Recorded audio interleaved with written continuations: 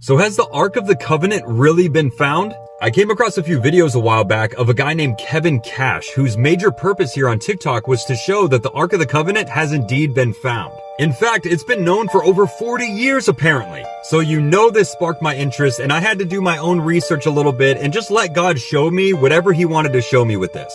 On January 6, 1982, a man by the name of Ron Wyatt said to have discovered the Ark of the Covenant, which was located about 20 feet below Christ's crucifixion site. Now, isn't that interesting? And to add to that, he even discovered the carved out hole in the ground that Jesus' cross was placed into. And how he knows this is fascinating and what I want to share with you in this video. According to his words, when Ron made it through the opening in the cave where the ark was, there was little space to move around, so he crawled as much as he could, but then he saw a box that he assumed the ark was in. The top stone of the box had been split in two, and there was actually a dark, dry substance that had spilled into it. When Ron realized the significance of what this was, he literally passed out. But watch this. Later on, Mr. Wyatt had this substance tested in a lab in Israel. And the scientists started to freak out when they realized that the substance was blood and that it actually only had 24 chromosomes. 23 X chromosomes from the mother and only one Y chromosome. Y'all probably know that we have 46 chromosomes, 23 from mom and 23 from dad. But Mr. Wyatt wanted to take this a step further, so he instructed the scientists working on this to take some of the white blood cells in the sample and put it into a growth medium or a growth solution. And what did they find? The blood was alive. They said, "Whose blood is this?" And Ron Wyatt responded, "Your Messiah's."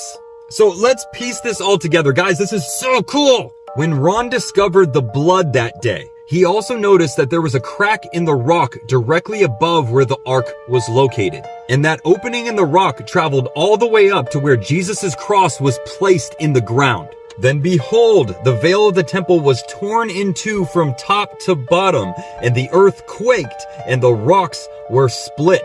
When that Roman soldier took that spear and pierced the side of Jesus, making sure that he was dead, blood and water flowed out down his body to his feet, down the cross and into the opening in the ground.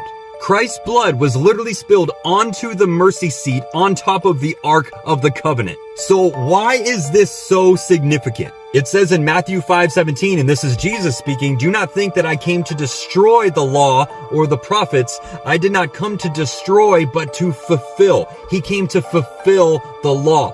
It also says in Daniel 9:24 and 25, and I'm paraphrasing, that the Messiah, the Prince, will anoint the most holy place. Pay attention to this. This is so cool. On the Day of Atonement in the Old Testament, a goat or a sheep or an animal sacrifice was killed as an atonement for the sins that had been committed, okay? The blood of that sacrifice was then carried into the most holy place, past the veil, and then sprinkled onto the mercy seat or the Ark of the Covenant. Jesus was the living sacrifice for our sins and our atonement.